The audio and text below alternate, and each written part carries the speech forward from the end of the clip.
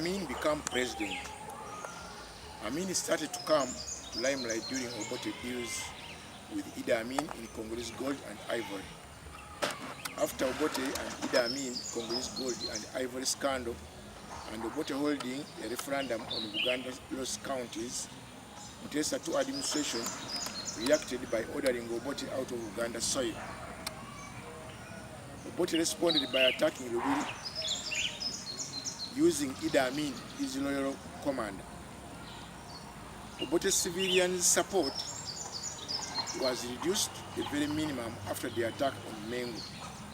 He became too paranoid,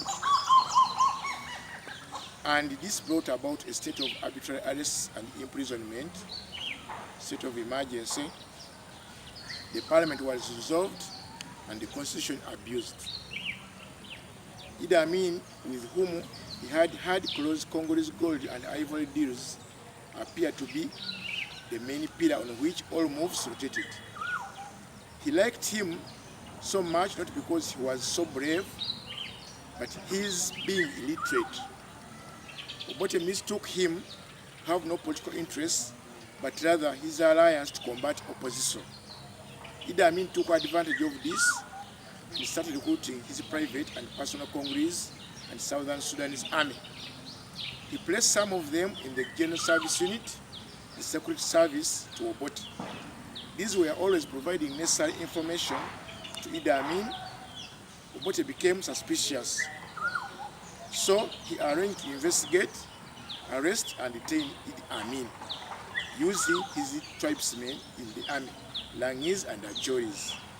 Soon there was assassination attempt on Obote's life. Idi Amin became the prime suspect and was supposed to be arrested. During the same spate of time, Brigadier Okoya, deputy to Idi Amin, who was following the investigation, was murdered in Igulu, in which Idi Amin was implicated. Under all this, Obote chose to travel to Singapore for the Commonwealth Conference. He left behind orders to the Minister of Internal Affairs, Basir Bataringaya, and the Inspector General of Police to arrest Idi Amin and his collaborators. Idi Amin got this information through his loyal informers, and he acted quickly. On January 24th, 1971, Idi Amin announced a military takeover and overthrew Obote's government. The Asian background in Uganda. The Asians were brought to Uganda by the British Empire from British India to do clerical work in imperial service or unskilled, semi-skilled manual labor such as construction or farm work, and to construct Uganda railways. After the railway's completion, many Indians decided to remain in Uganda. They remained in sectorial and banking businesses.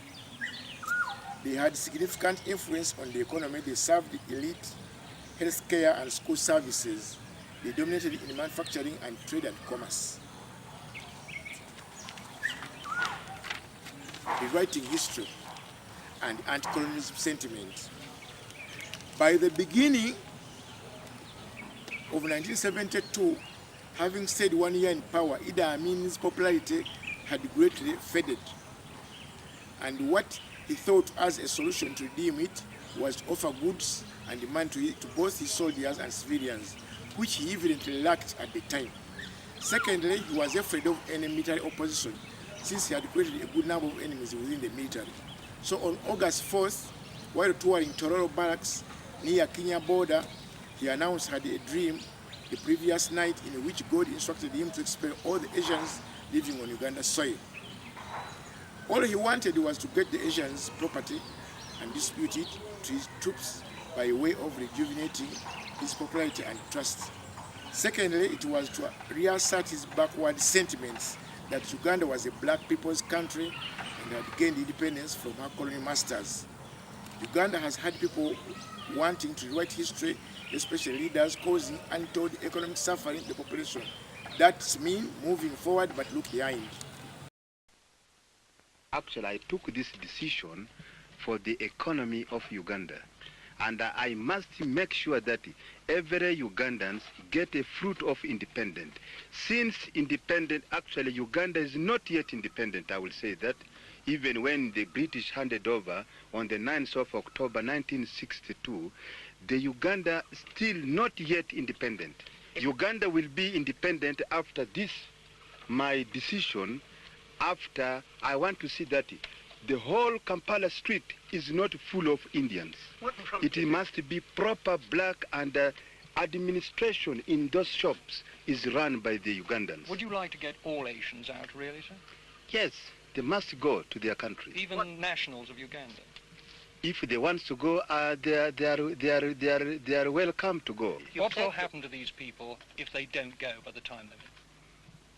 I think they will be sitting like they are sitting on the fire. I will tell you this. You just wait after 3 months. What will you do to them? Okay, you will see. You said you wanted Uganda. I think they will not sit comfortable here in Uganda. I will tell you this. I must actually tell you the truth.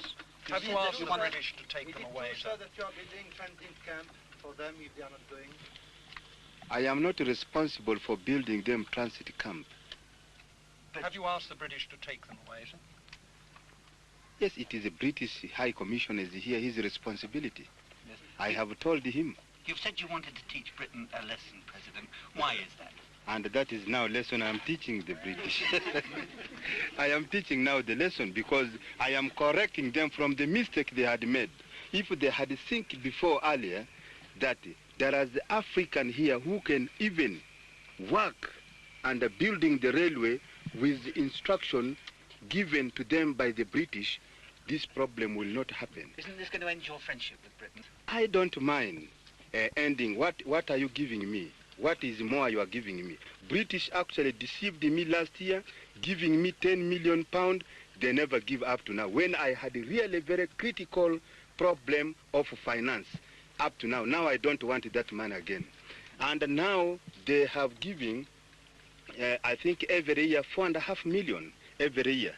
But this, even if they withdrawn or they take it away, it will not marking time Uganda even 1 minute. I must make this clear. But the British are my best friends. I wish I understood that, actually. Been made about the